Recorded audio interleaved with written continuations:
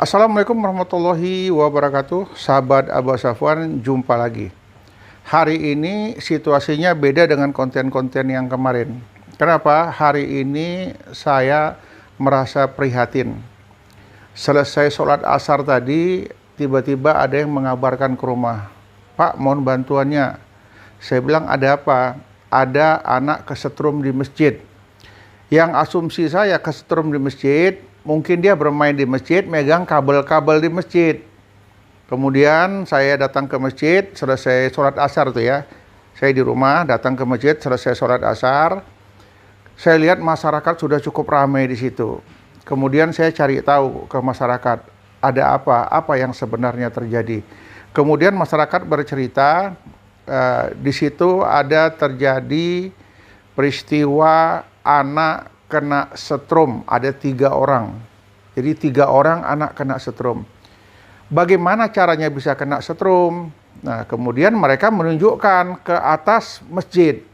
Atas masjid itu tingkat 1, tingkat 2. Ya, tingkat 2. Di mananya bisa kena setrum? Kemudian masyarakat tuh menceritakan kepada saya, itu Pak, kabel yang besar itu.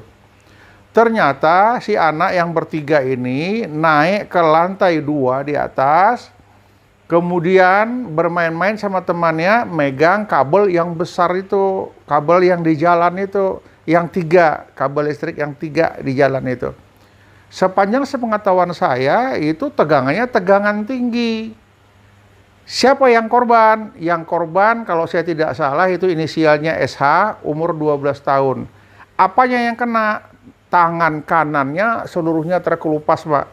Kemudian kaki-kakinya juga terbakar. Sedangkan 2 temannya tadi yang berdekatan coba ingin menolong, akhirnya tangannya pun kesetrum juga, terbakar tangannya.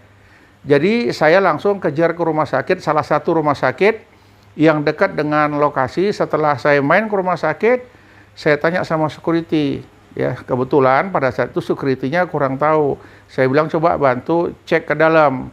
Oleh security di gawat darurat dicek, benar ada anak yang diopname karena kesetrum listrik. Kemudian saya coba masuk ke dalam, ya, saya jumpain anaknya lagi dirawat di ruang UGD, ruang gawat darurat. Ya, cukup prihatin korbannya. Jadi saya ingin menyampaikan kepada kita semua, ya, kita semua orang tua, siapapun yang mendengar ini, mungkin ada masukan-masukan untuk instansi, yaitu PLN. Saya pribadi menginginkan PLN ini tidak saja bersosialisasi untuk masyarakat dewasa, tapi perlu juga bersosialisasi untuk anak-anak. Anak-anak ini kurang paham dia kira kabel listrik itu seperti kabel-kabel biasa. Jadi perlulah anak-anak ini dikasih tahu, ya, dikasih pengertian betapa beratnya bahaya kena setrum listrik ini. Ini nggak bisa main-main.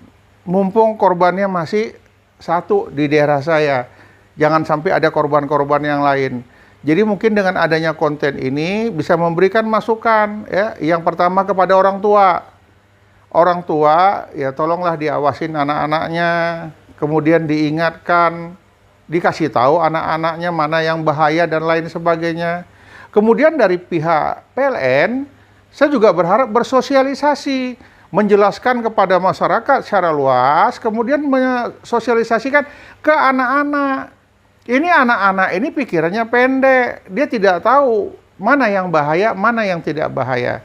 Jadi harapan saya nanti dengan adanya video konten ini bisa menjadi edukasi, pembelajaran bagi kita semua.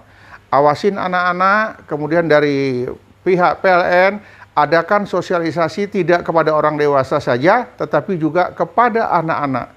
Ini perlu sekali, supaya tidak ada korban-korban berikutnya. Kenapa saya membuat ini? Kenapa saya langsung ingin mengetahui permasalahan ini? Karena saya pengurus masjid. Ya, saya pengurus masjid. Nah, jadi saya tidak ingin, ya, ada yang disalahin di sini. Jadi harapan saya konten ini adalah konten edukasi untuk mendidik.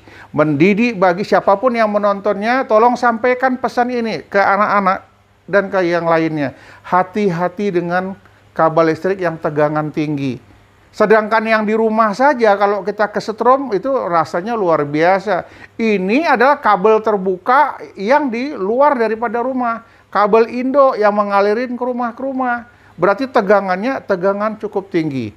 Untuk lebih jelasnya bagaimana anak-anak ini bisa bermain di masjid, kemudian bisa masuk ke lantai 2 di atas. Padahal itu sudah dipagar, sudah digembok pagarnya. Ya, tetapi anak-anak ini manjat dari pagar masuk ke yang sampingnya. Nah, ini jadi pemikiran kami juga untuk di masjid. Mungkin kami akan mengadakan perbaikan-perbaikan untuk tangga sehingga tidak ada lagi orang yang bisa masuk. Kalau perkiraan kami nggak ada yang bisa masuk, ternyata anak-anak itu bisa nyelip-nyelip. Sebelum dia naik ke atas, teman-temannya sudah melarang, jangan. Tapi dia tetap, yang namanya juga anak-anak, dia naik ke atas. Jadi ini adalah video edukasi untuk pembelajaran bagi kita semua, siapapun yang melihatnya. Mari kita saksikan video berikut ini. Inilah dia situasi kabel tanda merah yang dipegang oleh korban SH. Ya, jadi dia main-main di atas dekat menara, kemudian karena kabel dekat menara, anak tersebut, SH, memegang kabel tersebut. Begitu kejadian, saya langsung turun ke lapangan, karena saya pengurus masjid, mengecek kepada teman-temannya bermain. Dan mereka membenarkan, memang ada 3 orang anak yang menjadi korban kesetrum listrik. Yang berat itu yang satu ya, yang satu tapak kakinya sama tangan kanan ya, tapak kaki dua-dua. Inilah posisi menara dan kita lihat adalah posisi kabel yang dekat dengan menara. Kita coba nanti masuk ke dalam ya. Itu nampak tangga tempat dia naik ke tingkat yang berikutnya. Ya, kita mulai masukin ruangan masjid, dalam masjid. Kemudian di luar pintu yaitu ada tangga untuk naik ke atas. Namun tangga tersebut digembok, tangga tersebut dikunci. Anak tersebut naik dari samping tanda merah. Di samping pintu dia naiknya. Dia 3-3 naik ke atas. Sudah dilarang sama teman-temannya supaya jangan naik. Tapi anak tersebut memaksakan diri terus untuk naik ke atas dari samping tangga. Setelah mendapat informasi dari teman bermain anak-anak, saya langsung menuju ke rumah sakit, ke gawat darurat, dan berusaha mengecek apakah ada seorang anak korban daripada setrum listrik. Nah, setelah saya dapat informasi, ternyata benar ada anak-anak yang dirawat dan ini masih ditangani oleh perawat. Lukanya cukup lumayan parah ya, mungkin besok operasi katanya. Inilah dia korban tersebut, tangan kanan cukup parah, kemudian tapak kaki dua-dua, kiri dan kanan. Tapak kaki kiri dan kanan. Jadi besok pagi rencananya akan melaksanakan operasi. Kita prihatin ya, prihatin sekali. Tapi inilah pembelajaran yang sangat berharga. Dan mungkin video ini bisa mengedukasi, memberitahukan kepada masyarakat, kepada anak-anak, betapa bahayanya kabel listrik itu. Semoga peristiwa ini menjadi pembelajaran yang sangat berharga. Jadi korban sudah dirawat di rumah sakit, besok akan melaksanakan operasi.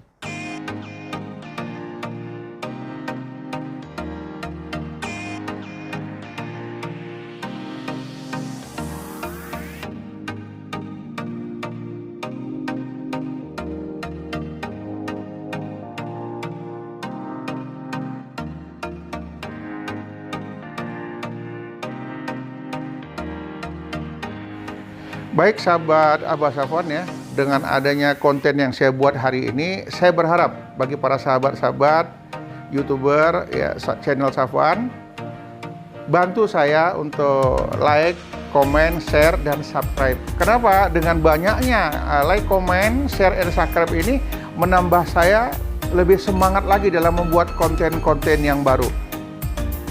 Jadi saya berharap tolong teman-teman share, kemudian ini pembelajaran yang sangat berharga. Ke depan nanti ada konten-konten yang baru, mungkin yang lebih lagi daripada ini. Terima kasih yang sudah like, comment, share, and subscribe ya. Sampai ketemu konten yang berikutnya.